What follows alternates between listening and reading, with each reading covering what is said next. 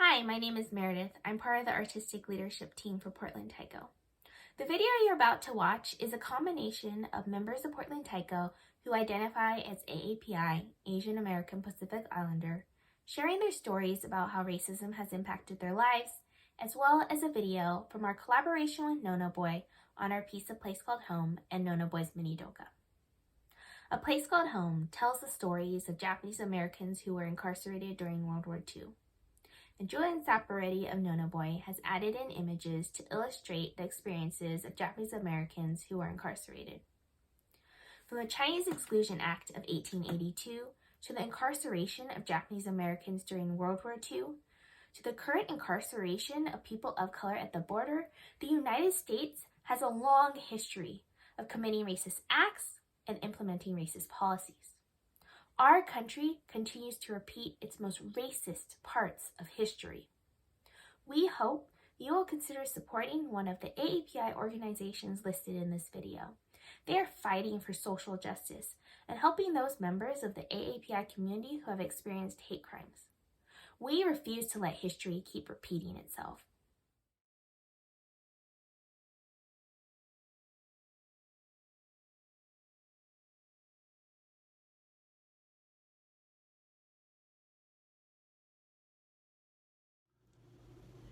I would say that racism has been a constant in my life. Some days are better than others, some weeks, some years are better than others, but I don't think there's a day that goes by where I don't think about race. My interaction with racism is every day. Growing up Asian American in this country has always been a struggle between two cultures for me. In Asian culture, you're often taught not to rock the boat, and that events like this is just water under the bridge. Nothing can really be changed. In America, you are taught to stand up for what's right and speak up for yourself. And this was really conflicting for me because I didn't know how to respond to these events and whether I should bring them up and if it even mattered. When I was 13, I started to play Taiko, and since then, Taiko has given me a space to feel powerful, to feel seen, and to feel heard. Because in the regular world, as an Asian American woman, I'm often not. I started playing Taiko when I was 10, and at the time, I just knew that I liked it. But looking back, I know that it was so much more than that. I felt loud and strong and powerful. And those are all things that I wasn't necessarily supposed to be. Society portrays Asian women as small, dainty, submissive, and ultimately objectified. That makes me and my body to be owned by someone else. I decided to become a teacher because of the racism that I experienced growing up. And listening to the stories of my Asian American students lately about the racism that they're experiencing in schools has made me really sad. During the beginning of the pandemic, me and my other Asian American friends were taking a walk when a group of young men coughed at us. A month or two later, a man told me to go eat some bats in Wuhan. I've had students say that they had groups of students run away from them and call them the virus and call them gross. I've had students being asked if they ate bats. So in addition to Asian American women and elderly Asian American people being targeted on the streets and killed, in schools, Asian American students are facing racism at a higher rate, more overt racism compared to microaggressions. I feel like I've always had to prove to other people that I'm American like they are, but I think I kind of gave up on that after I graduated high school, honestly. I remember trying to fit in so hard as a student.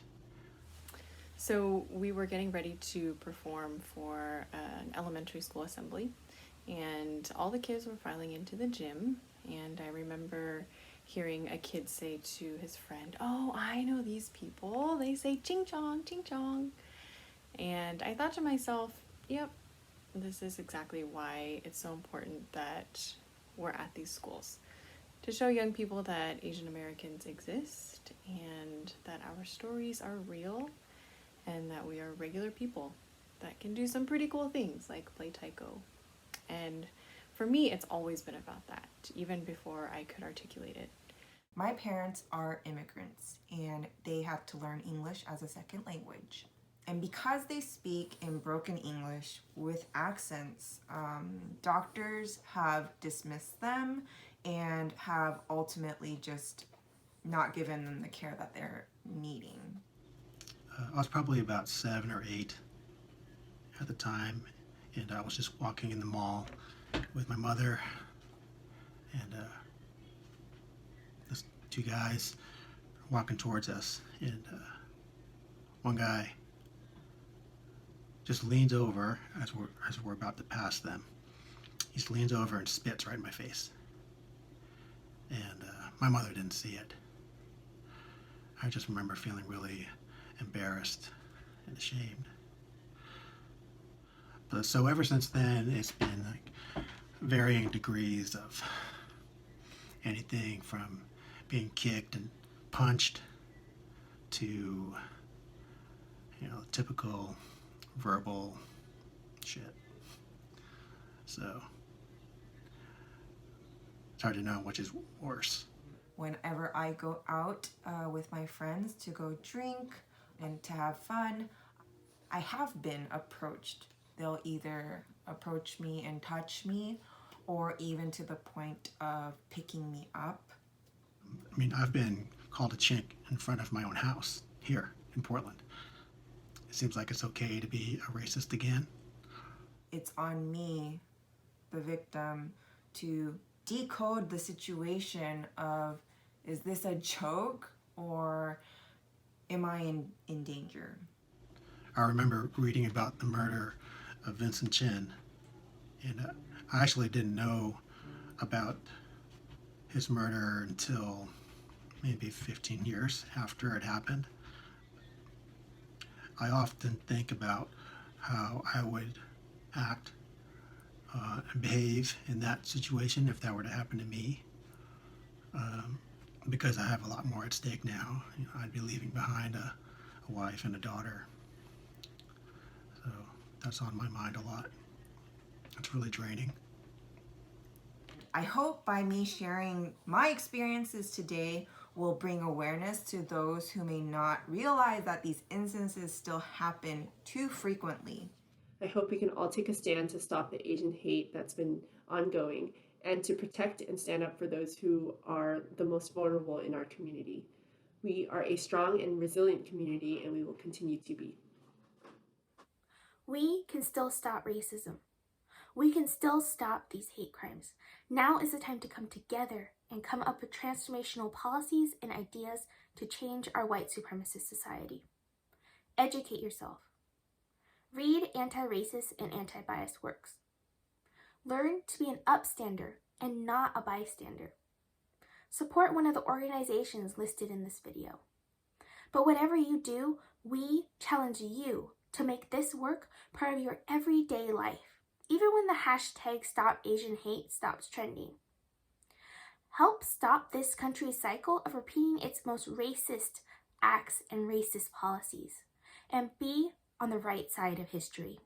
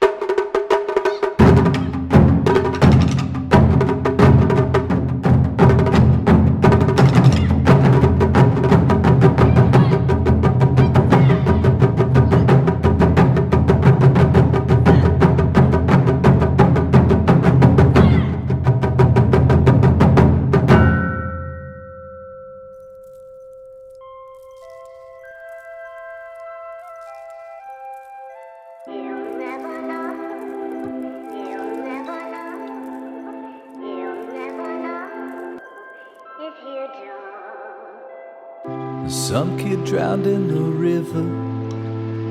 Now they're digging up a swimming hole. Yesterday I played center field. I needed some half innings alone. Doubled off the Buddhist minister. Knock the tie and run home. Minidoka, bottom 9.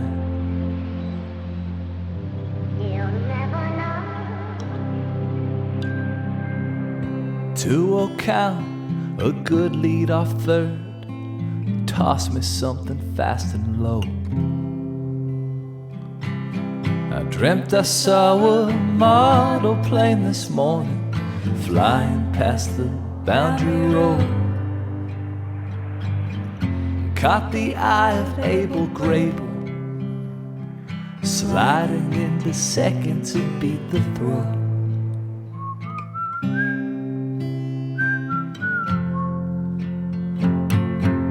Flurry started and I thought of the man who got lost from block 3 in the snow.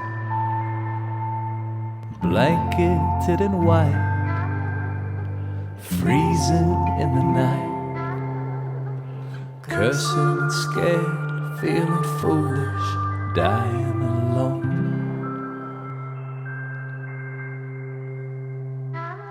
The first baseman got married. They rode an army truck out to Twin Falls. Spoke their vows in a hotel suite as a broken pump organ wheezed through the walls. Little sister butchering the wedding march.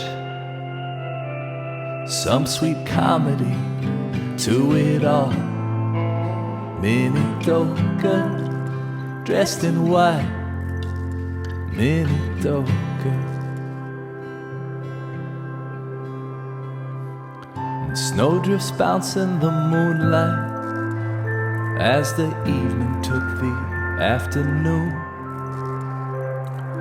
Deep in the count, staying alive, 1,000 spectators, nothing better to do. Under diamond cut stars, horizon to horizon, and a translucent milk glass moon. Minidoka in the night. Under diamond cut stars, horizon to horizon, and a translucent milk glass moon. Minidoka dressed in white. Minidoka.